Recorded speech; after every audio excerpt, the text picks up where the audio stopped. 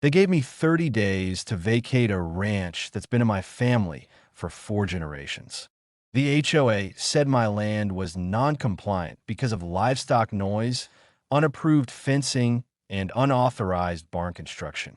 They didn't realize I wasn't some clueless country bumpkin. I'm a constitutional property rights attorney, and they just made the biggest mistake of their lives. It all started after a group of city folks bought up the lots near my ranch and formed an HOA to protect property values. They tried to claim jurisdiction over areas they didn't even own. And somehow, they convinced themselves they had power over my 120-acre ranch, which predates their neighborhood by 70 years. The first notice came taped to my mailbox, a thick envelope full of violations and fines. They said my chicken coop caused noise pollution, and my horses posed a risk to neighborhood aesthetics. I laughed. Then they escalated.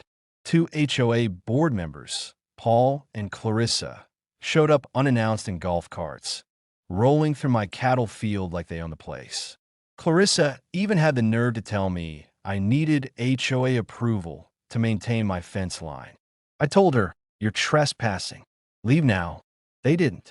Instead, they filed a complaint claiming I was in violation of community bylaws. That's when I realized this wasn't stupidity.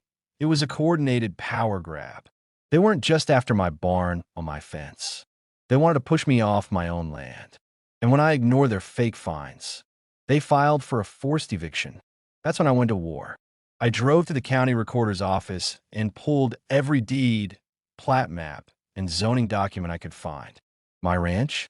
Legally exempt from the HOA's jurisdiction. Always had been. I documented every encroachment, including video footage of Clarissa's golf cart tearing up my pasture and Paul climbing over my fence with a measuring tape. I filed a cease and desist letter. No response.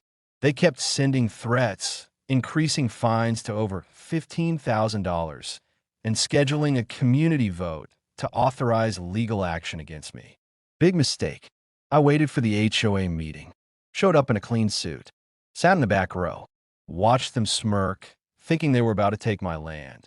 Then the president stood up and said, "We are moving forward with proceedings to reclaim the non-compliant ranch property." I interrupted. "Actually, you're not, because your HOA has zero legal standing over my land, and this entire vote is an act of fraud." Paul stood up, all red-faced. "You're not above the law." I smiled. "No, I am the law." Then I handed out copies of my formal injunction request, notarized and signed, showing that I'd already filed a civil lawsuit against the HOA for attempted land theft, harassment, trespassing, and defamation. Clarissa's face went white. I told them I'd also notified the state attorney general's office and that I'd opened a formal complaint with the Real Estate Commission for fraudulent claims of governance. But I wasn't done yet. I played the drone footage I'd recorded, Clarissa and Paul on my land without permission. That's when the room went silent. You could hear the air conditioning hum. And then I ended with this. "You tried evicting me from my own ranch. But this land has been mine since 1952. You have no power here. And now, you'll pay for every step you took onto my soil." The very next morning, I filed my lawsuit in district court, a 147-page legal brick with every statute, deed, and zoning code cited. I didn't just want them to stop. I wanted damages. Within 72 hours, the court granted a temporary restraining order against the HOA. That meant Paul, Clarissa, and every board member was now legally forbidden from stepping foot on my property. Not even to observe. But it gets better. The media picked up the story. A local news segment ran the headline, "Veteran Rancher Battles, HOA over land they don't own." And guess who called me the next day? The state's Land Use Oversight Division. Turns out, I wasn't the only landowner they'd tried this on. The HOA had previously targeted 2 other ranches, but backed off when those owners couldn't afford lawyers. But me? I was their worst nightmare, legally armed and ticked off. Meanwhile, Clarissa tried to play the victim. She posted on the neighborhood app that I had threatened her and was creating division in the community. I responded by uploading the entire body cam footage from that day, including her trespassing, calling my cows ugly lawn furniture, and claiming she could redesign this whole dump. The backlash was immediate. Residents started resigning from the HOA board. Two realtors pulled out of selling homes in the area, calling the HOA a legal liability. And Paul? He got served personally while mowing his tiny front lawn. But I wasn't done. The final blow came 2 weeks later in court.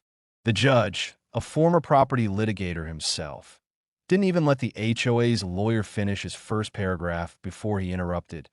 Let me be absolutely clear. This homeowners association has zero governing authority over this man's land. You attempted to enforce bylaws outside your jurisdiction, filed false claims, and engaged in harassment. That ends today. He ruled in my favor. Full injunctive relief, $78,000 in damages, and court costs covered. Oh, and the kicker? The judge ordered that a permanent disclaimer be filed in the county records stating that my property is not and will never be subject to that HOA's jurisdiction. After that, Clarissa moved out.